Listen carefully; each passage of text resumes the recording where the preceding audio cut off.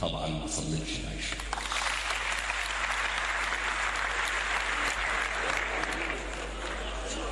طبعا ما صليتش العشاء. قصيدة لوالدتي رحمة الله عليها.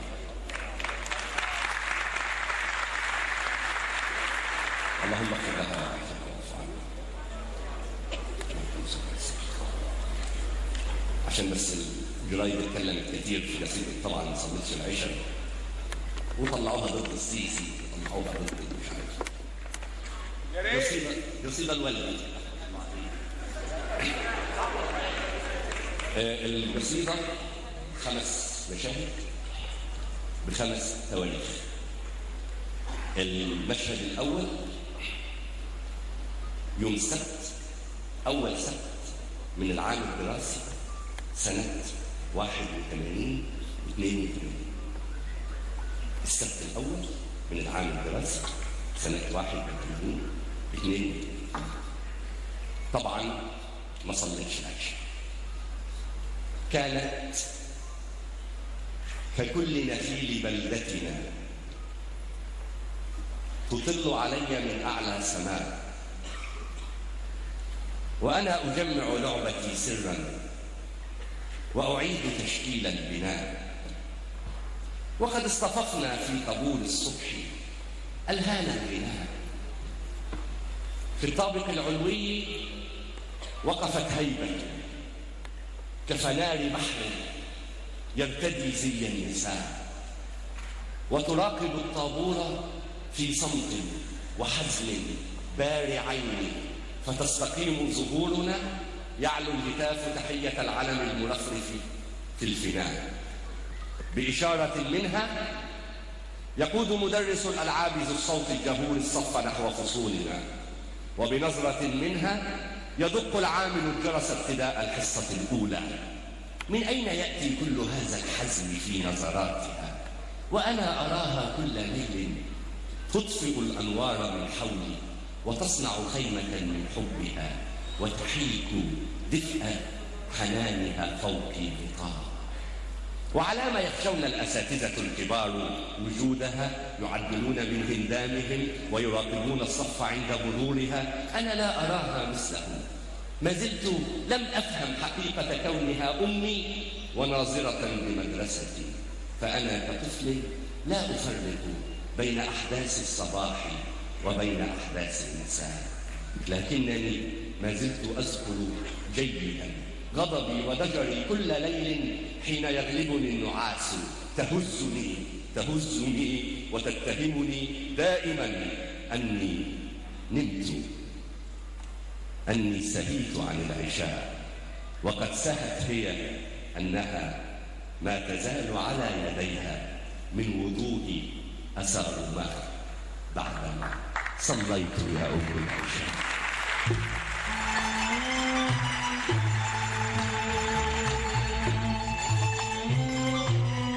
المشهد الثاني 6 أكتوبر سنة 1985. 6 أكتوبر سنة 1985. يوم أجازة، يوم أجازة. لمت خالاتي عندنا أو عند ستي، كلام حريم، انت خدتي وانت جبتي. أبويا كان يحس بلمة العيال على طول يطير، وجواز خالاتي هكذا يوصلوهم عند بير السلم بالكثير.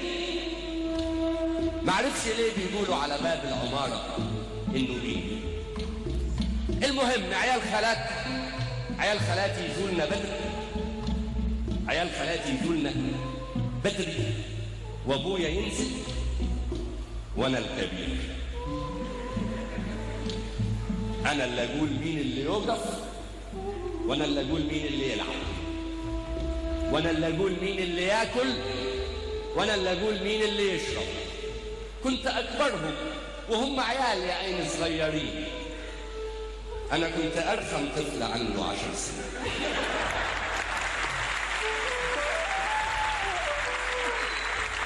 أنا كنت أرخم طفل عنده 10 سنين. لما أغيب عن عين خالاتي، لما أغيب عن عين خالاتي يا إما تلقاني في مصيبة يا إما بعمل مشكلة. كنت عايش طول حياتي أسئلة: ماما بنصلي ليه؟ ماما مين بابا حسني؟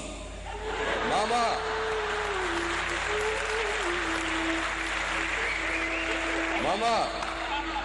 بنصلي ليه؟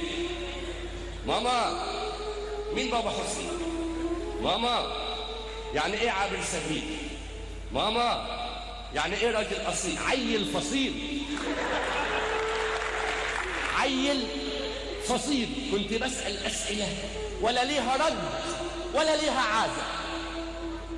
بس السؤال اللي سألته وقتها كان مهم: احنا ليه واخدين اجازة؟ احنا ليه واخدين اجازة؟ لمعت عينيها ساعتها لمعة بحبها. اللمعة دي على طول بتظهر لما بعمل حاجة أمي تحبها، لما بنجح، لما بسأل، لما بتنرفز على اخواتي البنات لو حد كركر، لما بعمل اي حاجة تحس فيها اني بكبر. لفت على الكرسي اللي عمر عندنا 20 سنة وبدأت حكاوي ندندن. ساعتين حكاوي ندندن، على اللي اتضرب واللي اتفنى واللي اتهدم واللي اتبنى، أبطال هنا، شهداء هنا، وأنا ودني أصلا مش هنا. كانت ماما نجوى بتبتدي وأنا إلا دي أنا هقعد أسمع حرب وأكتوبر وخط بارليف والبسينة ومين حماها ومين خطفها. دي حكاوي تافهة، حكاوي تافهة، كلام تجيل وكلام مجعلص. ونجوى جت وأنا عايزة بقلص.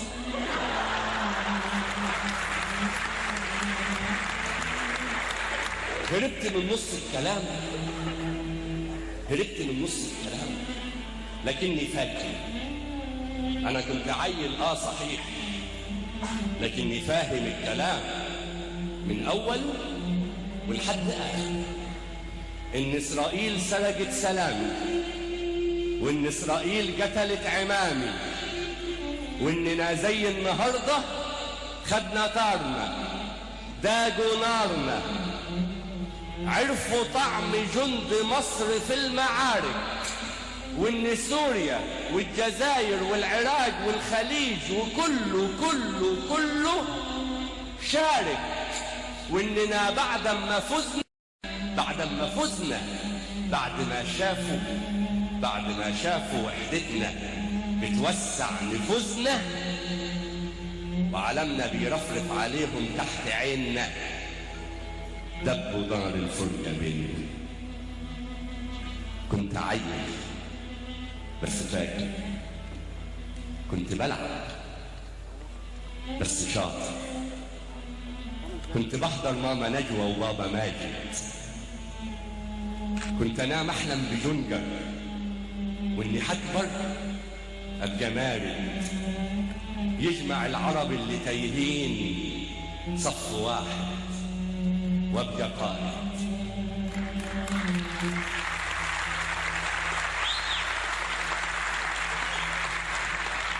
كنت انام احلم بموقعة حطين وان الامير هشام الدين ومعايا جيش وسع المكان، معايا جيش وسع المكان، ملوش لا اول في الشمال ولا في اليمين. بإشارة من ايدي الحصون متدشدشة، وإشارة من سيف الجموع متفركشة، وإشارة من أمي اللي جت بتهزني وتقول لي طبعا نمت قبل ما تصلي العشاء.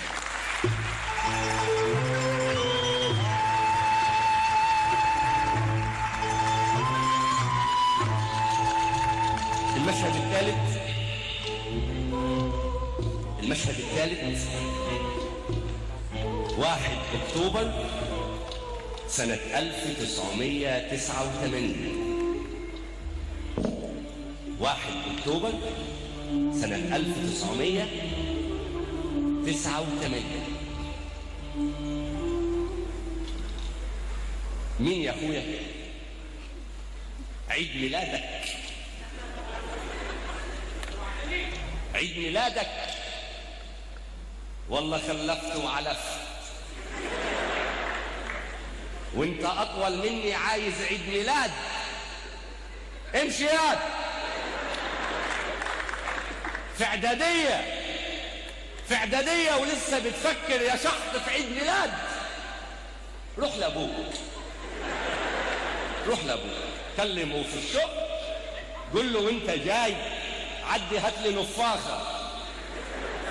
شوف العيال لما تكبر تتملي مساخة. ثم ايه اللي خلى يوم ميلادك اسمه عيد؟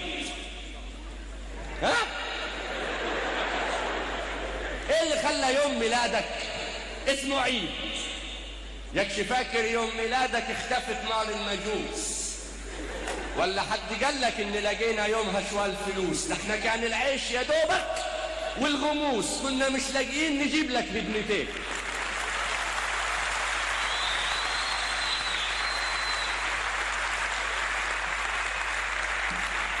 يقول لي 1 أكتوبر سنة كام؟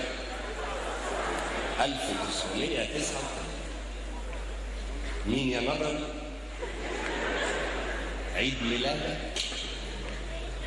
والله خلفت وعلفت، وانت اطول مني عايز عيد ميلاد. امشي في اعدادية ولسه بتفكر يا شخص في عيد ميلاد. روح لابوك، كلمه في الشغل، قول له وانت جاي عدي هات لي نفاخة. شوف العيال لما تكبر تتملي وساخة. شوف العيال لما تكبر تتملي مساخة. ثم اصلا ايه اللي خلى يوم ميلادك اسمه عيد؟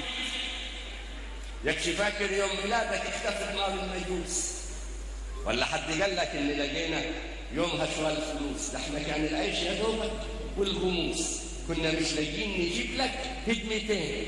ايه هذه السعادة اللي انت فيها دي؟ جايك منين؟ ده احنا افجر فترة عشناها بحياتنا حملي بيك.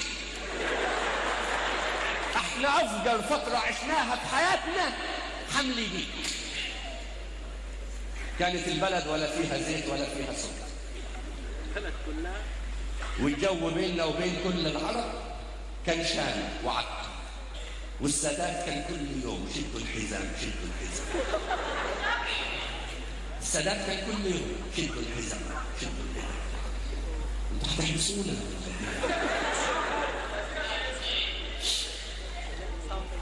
ايه ثواني بس.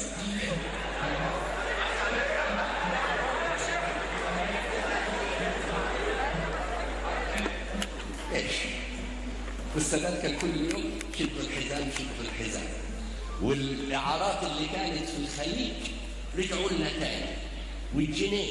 والجنيه ما كانش لا كان يجيب ولا جوز حمام ولا نص ضاني، كنا دايرين نستلف من القريب ومن البعيد. خليته عيد. بس عارف لما قالوا يجيه ولد ظهري اتسد، رغم اني كنت مخلفه قبلك بنات، كنت انت بكري. رغم اني كنت مخلفه قبلك بنات، كنت انت بكري. ابوك حريم كلهم جابوا الولاد بدري. ابوك حريم كلهم جابوا الولاد بدري. وجدتك في غياب ابوك كانت تلقح بالكلام، وانا طبعا اهري، وحتى لو ما قالتش حاجه احنا ستات اوعر كلام بنقوله بسكات.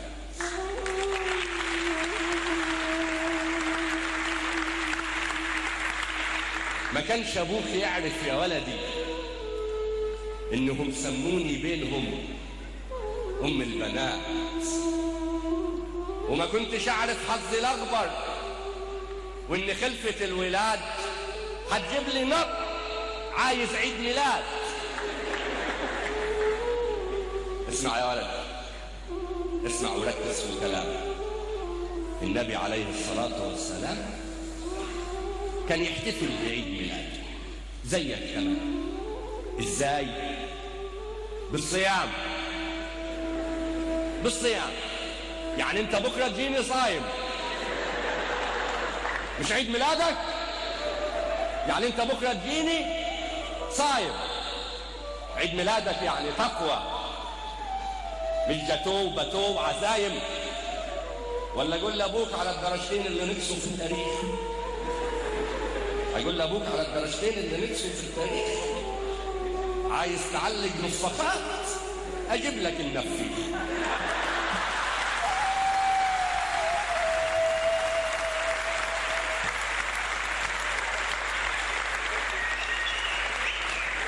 خش ذاك، خش ذاك. ايوه، وتنغوج وخبط في البيبان. يعني هو ابوك مسافر بس يجي وكل ده هيوصل له. حاضر. تاني يوم الصبح وانا نازل ورايح المدرسه لقيت على السفره كيكه مقطعه ومكيسه. قالت لي خد طفح صحابه، ما انتوا جيل العيد ميلاد، جيل ما يعرفش الخشب. قل لي صح، انت نمت الساعة كام؟ شكلك ما صليتش العشاء.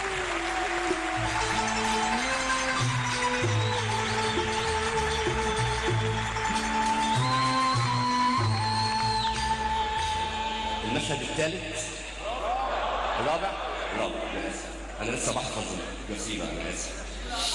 على فكرة القصيدة أول مرة تتقال ولي الفخر إنها تتقال أول مرة في مكتبة اسكندرية. أنا وحضرتك.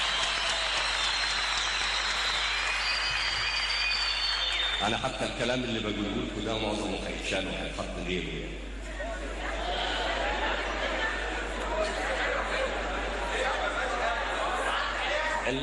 المشهد الرابع 24 ديسمبر 2009. 2004 يعني ده عيد جوازي، ده انا مراتي تبيتني على السلم النهارده. يا نهار ابيض. 24 ديسمبر 2004. اي حد صور 2009 دي شيء. 24 12 2004. الليله عرس. ها؟ مش خطوبه، الليله عرس.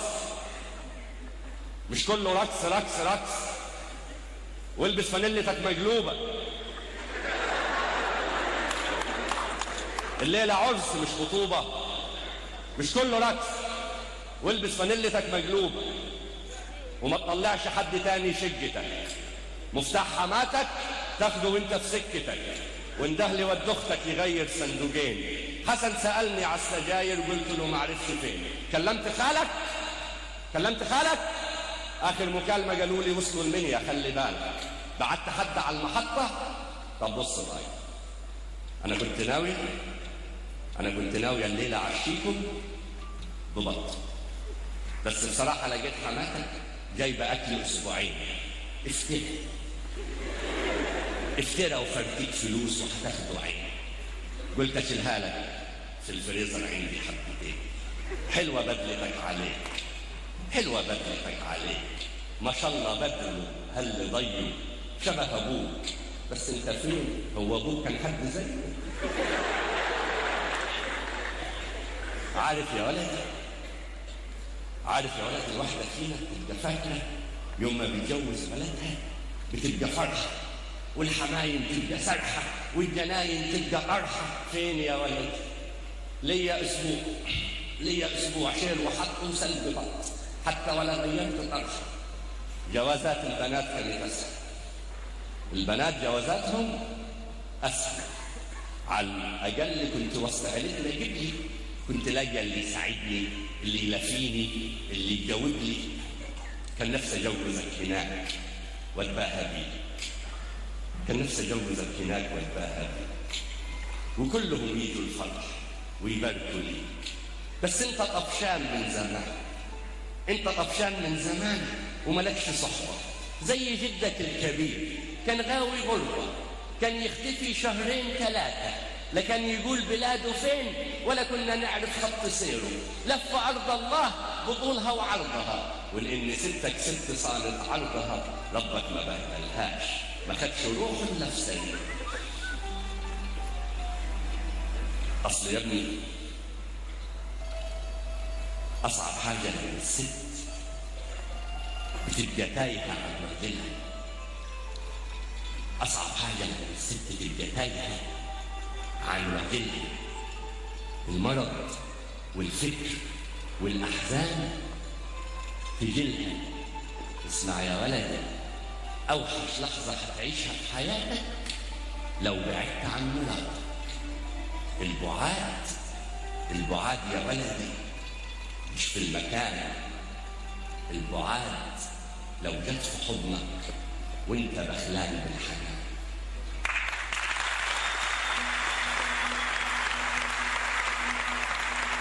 افرح يا واد، افرح يا واد، وافرد ذراعك على الرجال ولم عيلتك. الليله ليلتك. والله ما منعني ارقص كالعيال غير بس هيبتك. لا يقولوا امه اتجننت ولا جاها مس. مين حيفهم ان عمري ضاع عشاني بس؟ اضحك يا واد، افرح يا واد. الليله ليله فرفشه، بس اوعى ياخدك الكلام والدردشه والنغنشه والوشوشه والفجر يتسحب عليكم قبل ما تصلوا العشاء.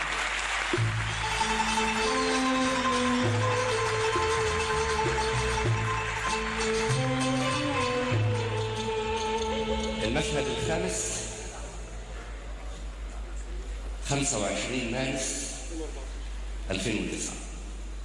الجوازة الثانية.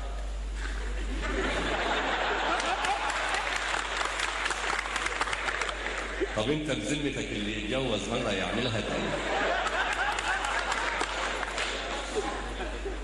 25 مارس 2009. انا هستأذنكم اجراها من الورقة لاني لسه ما حفظتش الجسد.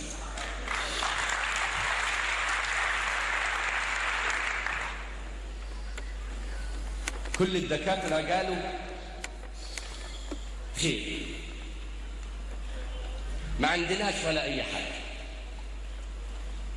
كل الدكاترة قالوا خير، ما عندهاش ولا اي حاجة ولا حتى محتاجة الدواء. ما احنا عارفين شهر مارس والهوى، السن برضه ما تنساهوش، شوية برد ما يستاهلش. أول مرة أشوف حبيبتي بتتوجع وبتتلوي، وأنا عارف أمي ما تشتكيش غير من الجو.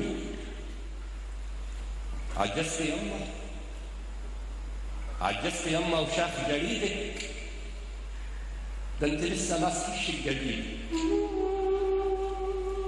عجزت فجأة، ده احنا كل جمعة ندوس إيديكي عشان نوظف شقتك وتقولي لا. عجزتي فجأة، ومالك بيرضيتي ليه؟ ياك حتى بضرة مش كنت زي سمرة.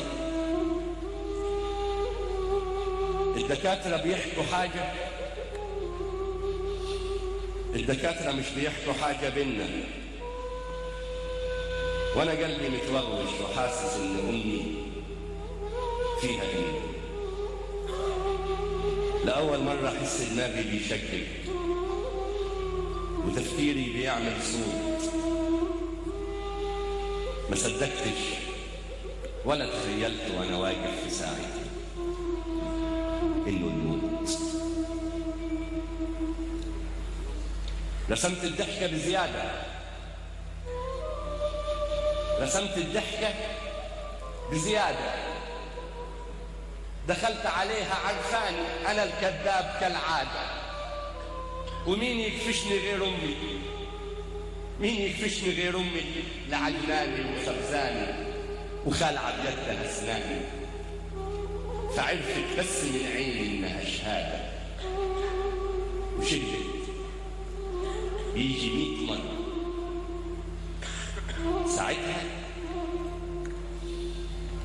ساعتها كل إحساس اللي كان محبوس طلع برا، وهاجت ذكريات عبت عيني دموع، وإحساس الطريق اللي ملوش رجوع حاولت أخدعها واستهبل. بقالك عمري بتمثل وهي معيشاك في الدور، وصدقت إنها بتتخم. يا راجل خلي عندك دم، بحافظ عينيك وتقاطيعك وتهتهتك وألاعيبك، مش هاين عليك الويل. عايزها منين تجيب لك حيل عشان ما يبانش بعينيها العذاب والهم؟ يا راجل خلي عندك دم.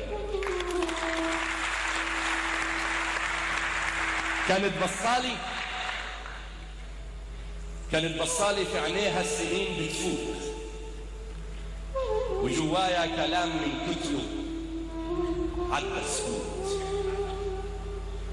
كان نفسي أقول آسف، أقول ندمان، أقول خجلان، وأقول لك إني والله بحبك حب مش معقول. ما عرفتش ساعتها الحل كان مكفوف، لكن القلب كان مفروض على قلبك، وكان بيقول بحق حروف آيات الله اللي حافظها على يدك، ومن أيام ما كنت بعج على يدك وعلى عدك، وفرحة خدي يمايا وأنا نايم على خدك، وقسمك باللي قام حدي وقام حدك ما حبيت في الوجود قلبك.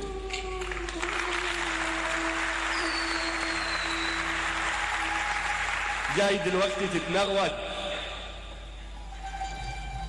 دلوقتي تتنغود وتستعجل في وقت الموت وتتلهوج. ما بنحسش بقيمة الثانية غير بعدين، وتسرقنا الحياة ما نفكش غير والموت مبكي العين. يا شاقة القلب ومسافرة، خدتني الغربة من حضنك سنين كافرة. نسيت نفسي أنا آسف. قالوا لي الغربة بتعلم دروس وحياة، وإن الغربة يمايا بطول ونجاة أتاريها حزام ناس. أنا آسف. معادنا يما في الآخر، وهي الدنيا يما في إيه؟ ما حجمناها ونعفر، خلاص خلينا في الآخر، وحتى تكوني محلوة وعليك العين، ووريك العيال يما بيقوم بالتين. وجبت الواد يا ستي علشان ما تتضايقيش. هوصيهم خلاص يما ما تخلينيش. هوصيهم أفراد عيلة هشام المدهشة، دي تعليمات جدتكم المفتشة. ممنوع تناموا في أي يوم قبل ما تصلوا.